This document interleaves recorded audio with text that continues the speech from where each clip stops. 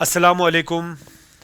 बेटा मैं हिजाज़ फिरदौस या हिजाज़ सर आपका यहाँ पे आज इसलिए सामने आ गया क्योंकि मुझे पता है कल मेरे बच्चे को जाना है 4th अटेम्प्ट के लिए जेईई मेन 2021 के लिए बेटा, ठीक है ना बेटा। तो पूरी उम्मीद है मुझे कि आप सभी बच्चे फुल प्रिपेयर्ड होंगे बेटा। ये इन डेट्स पे चलेगा। अगस्त सितंबर अटेम्प्ट जो है वो इन डेट्स पे चलेगा। 26 अगस्त को चलेगा, 7, 31, 1 सितंबर एंड 2 सितंबर, ठीक है बेटा। तो यहाँ पे बेटा कुछ बातें मैं आपसे पूछूंगा या आपको बोलूंगा, तो यहाँ से बेटा मैं जो भी बात आपको कहूंगा उस पर बेटा बिल्कुल अमल करिएगा। देखिए पहली बात यह है कि आपको कोई भी प्रेशर दिमाग में नहीं रखना है। जब भी हम किसी एग्जाम के लिए जाते हैं तो वहां पे बेटा बिल्कुल आप बिल्कुल फ्री होने चाहिए, यानी कोई आपको बेटा दिमाग में कोई बात ऐसी रखनी नहीं है कि मुझे आएगा या नहीं आएगा। आपने मेहनत की है, आपको जरूर आएगा, ठीक है ना बेटा। तो यहां पे मैं आगे बढ़ता हूं कि किस तरह आप इस एग्जाम, इस जेईई मेन को, जो बेटा एक बहुत इंपॉर्टेंट एग्जाम है, बहुत प्रेस्टिजियस एग्जाम है, कैसे आप इसको बेटा टैकल करेंगे और कैसे आप इसको बेटा पार करेंगे, ठीक है बेटा। तो यहां पे बेटा मेंस की लेवल जो है, अगर दूसरे कॉम्पिटिटिव एग्जाम के मुकाबले में देखें, जैसे नीट भी है एक और एग्जाम हमारे यहां पे, तो उसके मुकाबले में इसकी लेवल ज्यादा है, मगर सिलेक्शन में बेटा आसानी है इन कंपैरिजन टू दैट। कैसे, आइए देखते हैं। ये देखिए, अगर बेटा हम देखेंगे आपको 90 क्वेश्चंस होंगे टोटल, 3 सब्जेक्ट्स में, फिजिक्स है, केमिस्ट्री है, मैथ्स है। यहां पे भी बेटा 30, यहां पे भी 30 और यहां पे भी 30, राइट। तो बेटा 30 में से आपने 25 अटेम्प्ट करने हैं, 25 अटेम्प्ट करने हैं, राइट। यानी 30 में से आपने 20 मिलेंगे एमसीक्यूज और 10 मिलेंगे इंटीजर टाइप। जो 10 इंटीजर टाइप आपके पास होंगे उनमें से आपकी चॉइस भी है कि आप 5 ही करिए, करेक्ट। तो दैट मीन्स अगर हम टोटल में देखें, हमें इनमें से 75 क्वेश्चन करने हैं। अब 75 क्वेश्चंस करने के बाद मेरा वो बच्चा जो फुल प्रिपेयर्ड होगा, मैं उसको बोलता हूं चलो उस बच्चे ने बेटा 60 क्वेश्चंस वहां पे करे, 60 क्वेश्चंस वहां पे करे। अब जो ही वो 60 क्वेश्चंस बेटा वहां पे करता है तो उसके हिसाब से अगर वो देखता है तो उसको 4 मार्क्स मिलेंगे, यानी उसके हिसाब से उसको 240 मार्क्स मिले। और 240 मीन्स अ लॉट बेटा, इसका मतलब 99.9% हमारे लिए यहां पे है, यानी ये तो बड़ी सिलेक्शन है एनआईटी में। और उसके बाद वो एडवांस में भी जा सकता है। लेकिन ऐसा भी होगा ना कि इन 60 में से उसने बेटा 10 क्वेश्चन जो हैं वो गलत किए। अगर 10 गलत किए तो 50 उसने फिर ठीक किए, यानी उसका मतलब है 10 को मल्टीप्लाई होगा -1, 50 को मल्टीप्लाई होगा 4, यानी उसको यहां से 200 और यहां से 10 जो बेटा वो कटेंगे, यानी टोटल फिर भी उसको बेटा 190 मार्क्स मिलते हैं। यानी मैं ऐसे बोलूंगा 60 उसने किए, उसमें 10 गलत भी हो गए, उसके बावजूद भी बेटा वो 190 मार्क्स पाता है। और 190 मार्क्स पाना भी बड़ी बात है। अगर हम अपने एनआईटीज की बात यहां पे करेंगे, more than 100, 110, 120 means a good selection.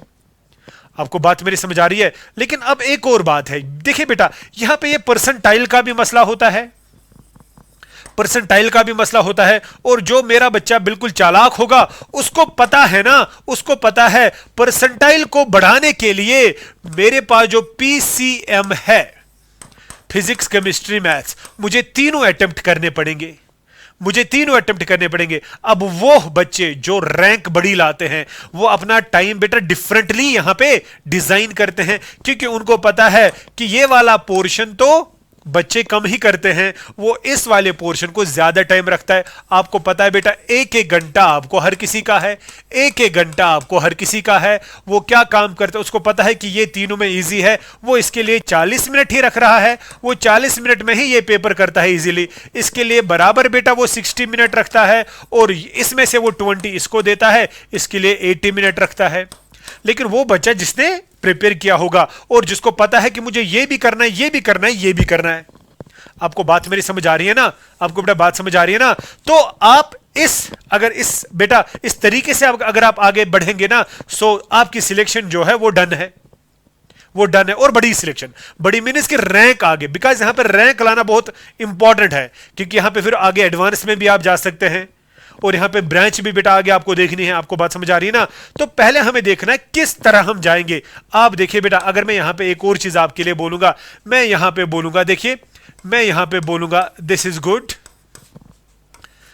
This is excellent, और इसको मैं बेटा बोलूंगा this is let it be moderate. ये देखिए, अगर मैं बात कहूंगा फिजिक्स, केमिस्ट्री और मैथ्स की, तो बेटा यहां देखिए, चलो मैं फिजिक्स, केमिस्ट्री, मैथ्स के बजाय मैं यहां पे लिखूंगा, ये देखिए बेटा, मैं लिखूंगा केमिस्ट्री, फिजिक्स और मैथ्स।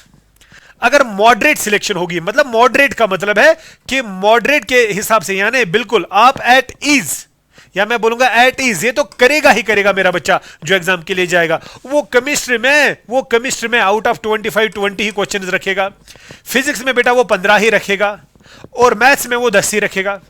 अब जो बेटा गुड, यानी जिसकी प्रिपरेशन ज्यादा होगी, वो फिजिक्स में रखे, सॉरी केमिस्ट्री में रखे 22, फिजिक्स में रखेगा 18 और मैथ्स में रखेगा 12। अब जो बेटा एक्सीलेंट होगा वो यहां पे 23 या 24 रखे, यहां पे वो 20 रखे, यहां पे वो 14 रखे या 15 रखे। आप देखिए बेटा, अगर इतने क्वेश्चंस वो करेगा, आप खुद देखिए, इसके हिसाब से वो आएगा 80 मार्क्स, इसके हिसाब से आएगा 60 मार्क्स, इसके हिसाब से आएगा 40 मार्क्स। यानी वो बच्चा जो खाली एग्जाम के लिए जा रहा है, उसको बेटा यहां पे 180 मार्क्स मिल रहे हैं। आप देखो ना बेटा, 180 मींस अ लॉट।